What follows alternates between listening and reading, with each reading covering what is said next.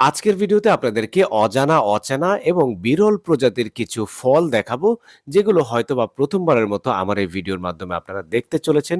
অনেক লোভনীয় কিছু ফলও দেখাবো, যেগুলো দেখলে আপনাদের আশা করি ভালো লাগবে। তো ১ম এ শুরু করছি দেখেন এইখানে একটা কাঁঠাল রয়েছে। এটা জঙ্গলের গহীনে পাওয়া যায়। একদম ব্যতিক্রম ধরনের একটা কাঁঠাল উপজাতিরা বা আদিবাসীরা খেয়ে থাকে। তারপর কাঁটাযুক্ত এই গাছের ফলটা দেখেন, এর খোলসটা অনেকটা সাপের গায়ের মতো। সাপের গায়ে যে খোলস থাকে ওইরকম।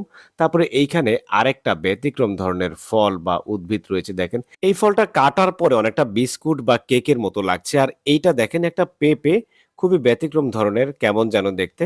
এই যে দেখেন ভিতরে পেঁপের বিচিগুলো রয়েছে।